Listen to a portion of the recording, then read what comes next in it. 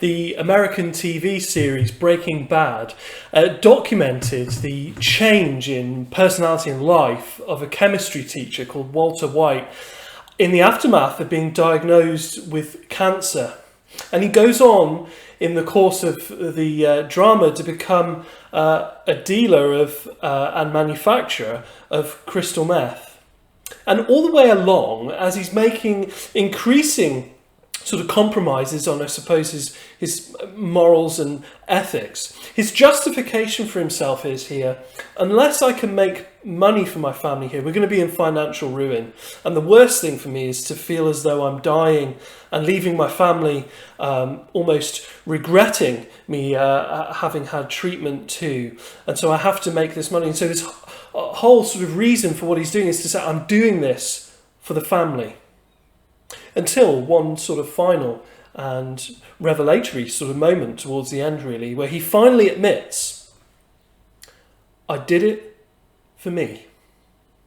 And it's not quite a redemption, but it's an explanation of what's been going on. And finally, we feel as though maybe we get to some of the heart of the real Walter White, that I did it for me. It wasn't for the family. It was for me. I liked it, he says. I was good at it. I felt really alive. The story that we're given here, the word from God of a new hope amidst an old concern, wants to make really clear that God does it for him. Not first and foremost for his people, but he does it for him, for his name's sake. Ezekiel has, in the very beginning of this book and this prophecy, has seen a vision of God. And the amazing and challenging thing about that is that God is present in Babylon, not in Jerusalem, as the people might have thought. Why?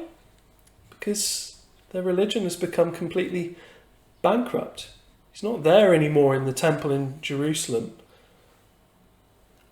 And now we start to get sort of explained some of this reason for actually having a hope of a new redemption and a new restoration of God's people and a return of God to his people in the land.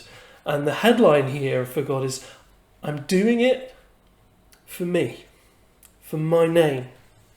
And so I want to show you three things through this passage. We won't be able to look in great detail at every single bit, but there's three themes I really want to pull out for us this evening. Firstly, God's faithless people. Secondly, God's self-concern. And thirdly, God's people being restored.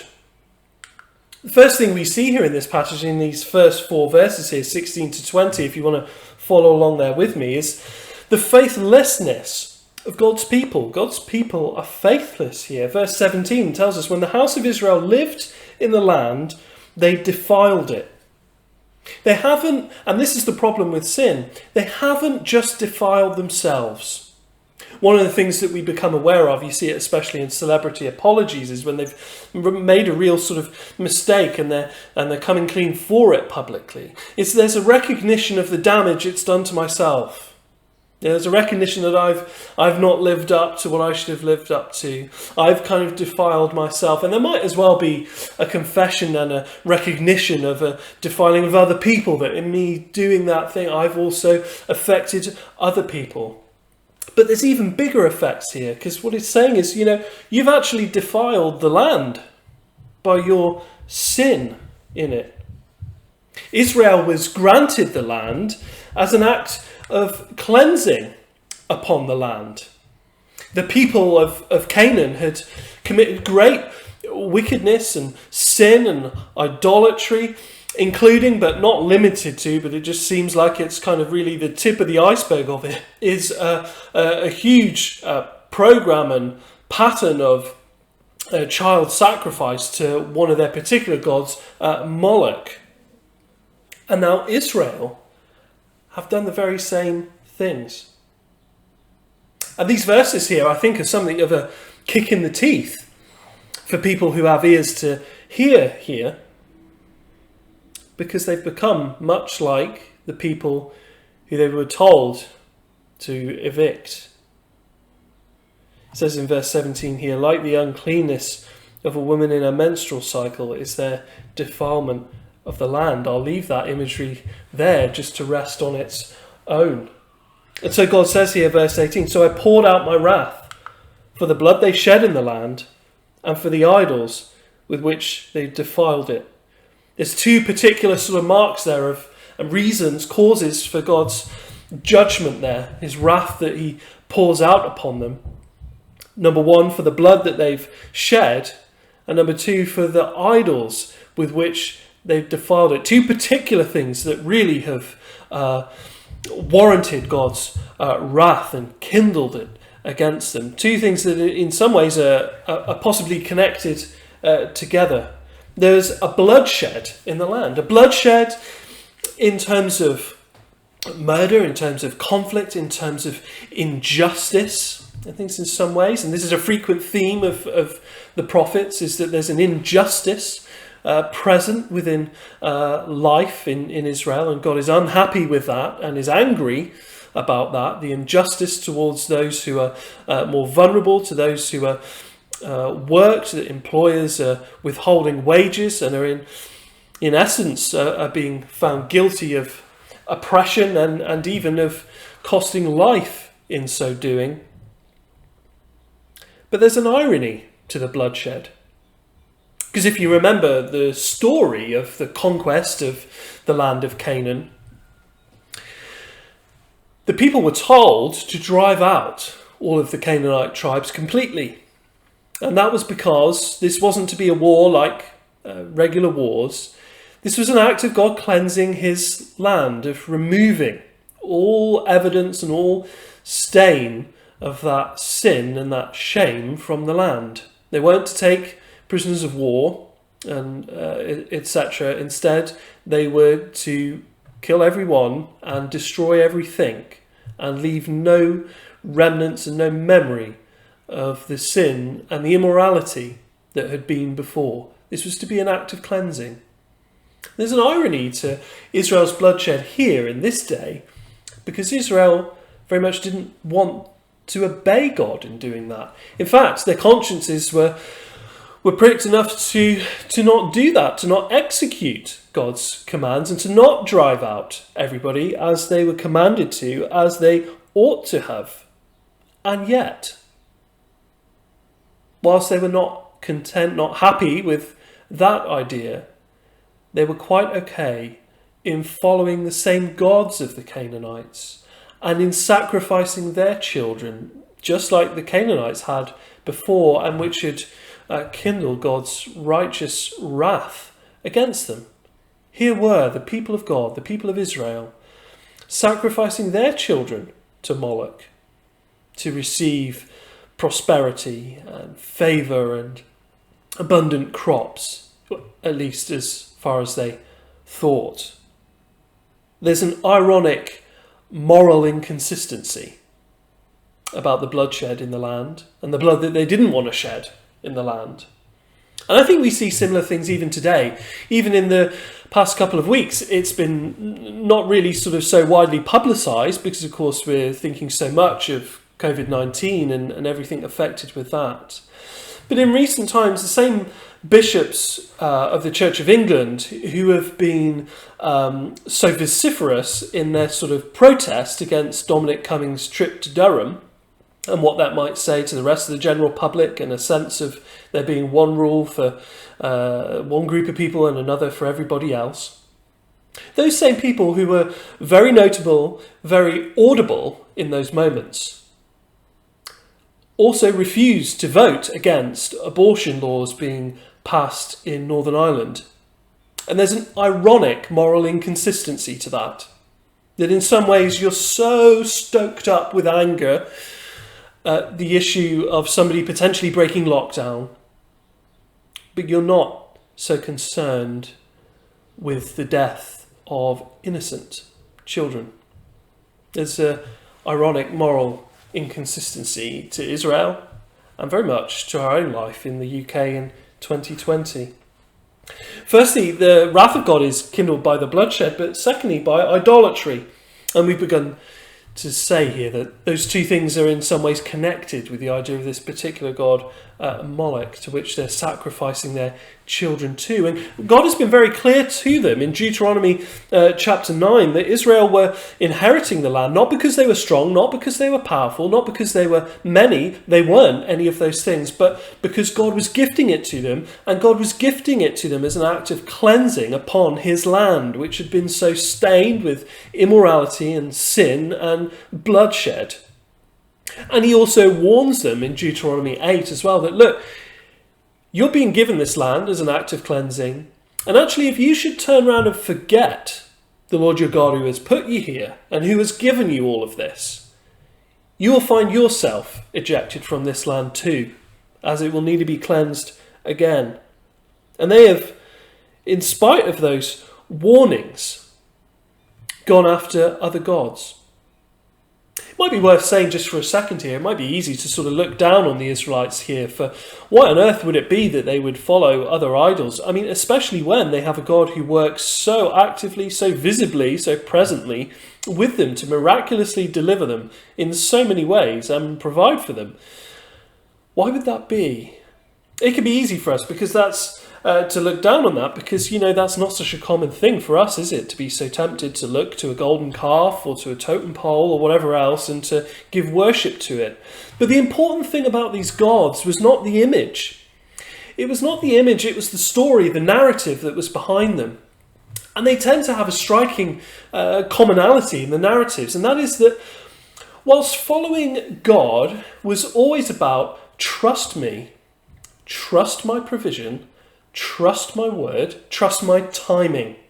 You may not see it straight away, you may have to wait, but trust me. The word of all these idols was, make the appropriate sacrifice to us, and you will have what you want now. And that's the narrative that Israel is so often tempted into buying into, in impatience with God and his word and trusting him to provide in his timing.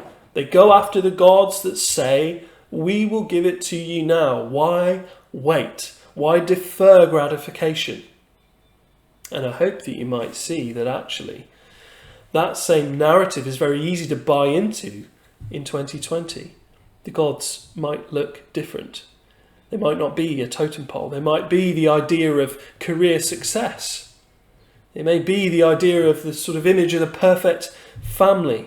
It may even be our own family and children who almost become gods to which we'll give anything to, and anything that might challenge that we will push away. They might be things that are actually in and of themselves good things, but lousy gods. There's an idolatry for which God's wrath is kindled. And so he says, verse 19, I scattered them among the nations, and they were dispersed through the countries. And this is important to see in this message here, is that God is saying here, the exile that you're experiencing currently is not a result of the brilliant leadership of Babylon. It's not a result of them just having far better strategists and armies. It is not a result of a lack of leadership on Israel's part, though there might be some truths in both those things. It is the result of God's action, God's judgment. You're in exile because I've sent you into exile. Not because of how great that nation is, but because I have sent you into it. Because what you have done against me is my action, my judgment. I've scattered them among the nations. And yet, look at this. They've defiled his land when they were living in it. God's people here. But look at the second element to their faithlessness here. It says verse 20, when they came to the nations, they profaned my name. They've defiled his land when living in it at home. And now in exile even, they've profaned his name. And so that even the nations are looking at them and saying, well, look, this is the people of God, and look, here they are here. What's going on? What kind of a God is this to follow? There are people who are just trouble, to the point that you wonder, is it really worth it? I mean, imagine this. It might be difficult to imagine perhaps, but imagine having a group of nations, perhaps, that you work with and you've brought together to work collectively. You might be able to bargain better together. You might be able to work together be much more prosperous in working together than apart. But perhaps you have one nation among those nations who's kind of always a bit distant, always a bit disengaged, always a bit discontent. And in fact, actually often what you find is that this nation seems to be, when they sort of retreat back out of those sort of gatherings there together, constantly saying negative things actually about that union, and as a result wants to kind of get a better deal than everybody else, feels somehow they're being a little bit shortchanged, and in fact maybe spends most of their time kind of criticising the whole idea in the first place. This continues to the point that actually this nation decides, do you know what, we want to rearrange the deal that we rearranged because, we somehow feel now this one isn't quite good enough for us, even though actually it's quite different to everybody else's deal. And after that, actually, the people back home decide, no, actually, we're not even really happy with this. In fact, not sure if we want to be part of this thing anymore. And in fact, what if that nation, even themselves, then decided, yeah, we don't want to be part of this anymore. But now it comes to going, they don't really know what they want. And some people have decided, well, no, actually, we don't want to leave at all anymore. Perhaps that might be easier to believe. Perhaps it might sound familiar. Perhaps the reaction might well be, is dealing with this nation just more trouble than it's worth? God's faithless people, so bad it seems they're more trouble than it's worth dealing with. We see firstly God's faithless people, but secondly we see God's self-concern here. It might sound like a strange thing to say, perhaps. That's normally not a good quality, certainly for us, is it? To be self-concerned, self-absorbed. Not a good thing. And yet this is what actually we see about God here. We see it several times throughout these next few verses, 21 to 23 there. He says in verse 21, I had concern for my holy name. Verse 22, it was not for your sake, but for the sake of my holy name. Verse 23, I will vindicate the holiness of my great name. And then he repeats it again at the end of the verse. The nations will know that I'm the Lord when I vindicate my holiness. God is self-concerned. We see a transition here out of that beginning bit that shows the faithlessness of the people and why God's wrath is resting upon them and why they find themselves in exile. We now transition. God is going to do something. But first he's giving us the reason why. All that God had done, all that he was doing, and all that he will do is for his glory. And he wants us to know it. It's a strange thing, isn't it? Because I wonder, imagine this, if I was to come home one day and to bring some lovely gifts for my wife Caris. Perhaps I got some nice flowers, perhaps some chocolates. Who knows? Some things that I thought on reflection are, she will really like this. I'm going to get some nice gifts that will make her feel loved and valued by me. But what if when then I gave them, I made this real point of saying to her, I just want you to know, and I say it several times, like here, repeated, I just want you to know I haven't done this for you. I've done this for me. I've done this for me so that my name will look great. I think that I might be having to dodge the presents as they sort of fly through the air back at me. It would be a strange thing to say, and really it might actually threaten completely making this a really terrible experience that I'd almost rather have been given nothing, perhaps in some ways. It would be a strange thing for us to express, but so it's important to address this. It would be awkward for a human to do this. But this is okay, and this is right, and this is good, and this is healthy with God for two reasons. Firstly, because of God's complete holiness and righteousness. It is completely right for God to be self-concerned. It is wrong for me to be self-concerned because I shouldn't be concerned with myself who is unholy, unrighteous, not worth that attention. I need to be concerned, first and foremost, with God.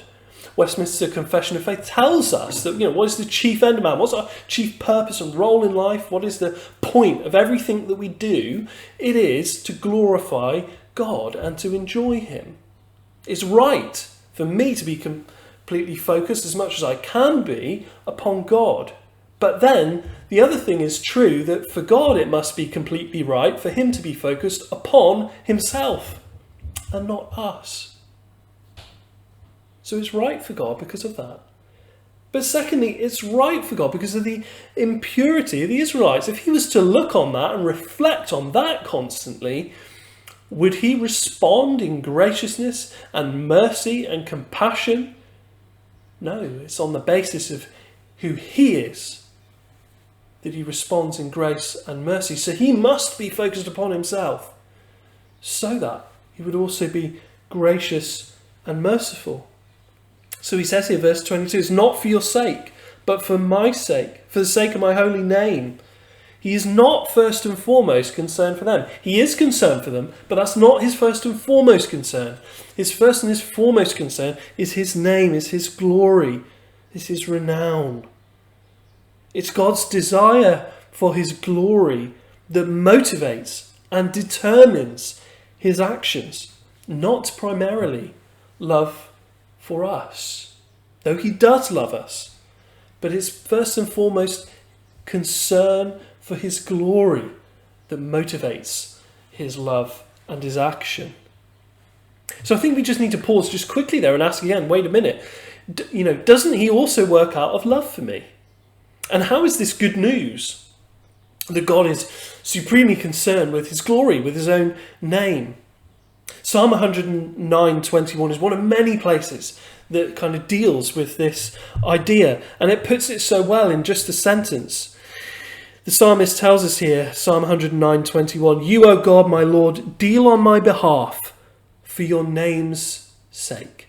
God does love us and does intervene on our behalf and does act out of love. But that love comes from his desire and his concern for his name, his glory, his renown. So that both things work together. But his love is driven by that concern for the glory of his name. He says, because of my concern for my glory and my name, I'm now going to work to bring you back out of exile and into this land, to bring a new hope. So firstly, there's his glory there. Secondly, there's the issue of this vindication. He says in verse 23, I'll vindicate the holiness of my great name. His name in the nations, he said this in verse 20, is being brought into question because the nations are looking at God's people and saying, well, they're God's people, but here they are not in their own land, living in exile. So what's going on with this God?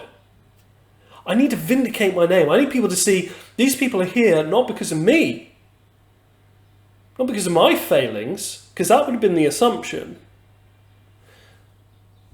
but because of their immorality. And that now my name needs to be vindicated in terms of my graciousness and my mercy and my compassion, that now I'm restoring the fortunes and the kingdom of this people. I need to vindicate my name. I need the nations to know that I've only ever done and only ever will do what is good, right and perfect. That Israel have abandoned him, and yet God isn't abandoning them. He's being gracious. So secondly, there's a vindication. Thirdly, there's a thing of expansion. He wants his kingdom and his name's renown to expand out. He says in verse 23 that the nations will know that I'm the Lord when I vindicate my holiness. He's concerned for the expansion of his kingdom across the globe, which was always a global concern. You can go to Genesis 12, verses 1 to 3, and that first promise to Abraham that shows that there will be a family who will be blessed and through which all the families of the earth will be blessed. It's this global concern doesn't just come with Jesus and the Great Commission. It's always been there. God acts not because he owes you, not because you can leverage anything out of him, that you've got anything that he needs or that he's in any way indebted, and not primarily for your sake, but for the sake of his glory. We see God's faithless people. We see God's self-concern. And finally, we see God's people restored in verses 24 to 32. He says, I'll sprinkle clean water on you and give you a new heart, give you a new spirit within you. We see God's complete sort of rescue package for his people, whom he's not abandoning. He's going to completely restore and redeem. And we see a number of elements to it here. Firstly, we see a new purity he will give them. I'll sprinkle clean water on you. You should be clean from all your uncleanness. I'm going to make you clean now. You were unclean. We've seen some of the ways in which that's happened there, but now I'm going to make you clean. Secondly, there's going to be a new heart. Verse 26 here. I'll remove your heart of stone from your flesh and give you a heart of flesh. I'll give you a new heart and a new spirit I'll put within you. I will help you to really feel, to think, and for your conscience to come alive, to be aware of my ways and my words and to follow them. There's a new heart, there's a new strength as well. Verse 27 here, I'll put my spirit within you and cause you to walk in my statutes. I will help you do it. Where you can't, and the history, the evidence tells us that you can't, you're not able to, you're not up to it, you won't live up to it, I will help you do it. See, if God only brought them back to their land, but didn't change their heart, didn't change who they were, it's not good news, because they'd fail again and again, and they'd be back at square one. But God's spiritual restoration and reformation here that he works within them, of each individual, is also now met with the restoration of the kingdom as a whole. It's both elements. We see that in the people. Verse 24 here, I'll take you from the nations and gather you from the country. I'm going to gather you together in one people again. You've been split up into different places and different tribes, and now I'm going to bring you back together as one people, one nation again. It's about a land, verses 24 and 28 here. I'll bring you into your own land. You should dwell in the land that I gave to your fathers. I'm bringing you back to the land I've promised you. The land that you've been removed from for a time for your sins and for your uncleanness. But now I'm going to bring you back together into one people in one place in God's land. Thirdly, it's about God's rule, verse 28 here. You should be my people and I will be your God. You will be my people. You'll be under my rule. And finally, it's about prosperity. We see that in a few places there, but particularly verses 29 and 30 here, that I'll summon the grain and make it abundant, and the fruits of the trees will flourish, increase, and be abundant. You're going to be blessed, and you're going to prosper. God is going to restore his kingdom upon earth in every way, in every element. And it's deeply connected to, and because of also this spiritual redemption and restoration that's going on within his people themselves, within their hearts, within their souls. It's a complete rescue package. It's not just that he's going to restore the finances, it's everything else and everything deeper too. And so finally, as we come to finish, we've seen God's faithless people, we've seen God's self-concern, and we've seen God's people be restored here. Finally, we come to Jesus, because we're fortunate to know how to understand these verses for ourselves today by Jesus having taught from them himself, as he's speaking with Nicodemus about the kingdom of God and how to become part of it, how to get in on it. He says this, Nicodemus said to him, how can a man be born when he's old? This is in John chapter 3. Can he enter a second time into his mother's womb and be born? Jesus answered, truly, truly, I say to you, unless one is born of water and the Spirit, he cannot enter the kingdom of God. And Jesus is quoting directly this very prophecy. This prophecy gave a new hope with an old concern for God's glory. A hope that there was coming a day in which God would completely and fully restore and redeem his people spiritually, and restore and renew his kingdom upon the earth. A people who would be washed clean with his water and given the Spirit of God within us in order to live out the expectations of what it is to follow God and to love God and to be his people. And Jesus is saying that promise given to Ezekiel there is fulfilled in me. So that as we read these verses this evening, of this new messianic people, this new hope promised by Ezekiel, it's achieved in Jesus. And though we have, in much the same way, defiled God's land and defied God's commands, we are made clean, we are made new in Jesus. And so I encourage you this evening to turn once again in faith and hope and expectation to the Lord Jesus, to be sprinkled clean, to be given a new heart, a new spirit, a new strength within us.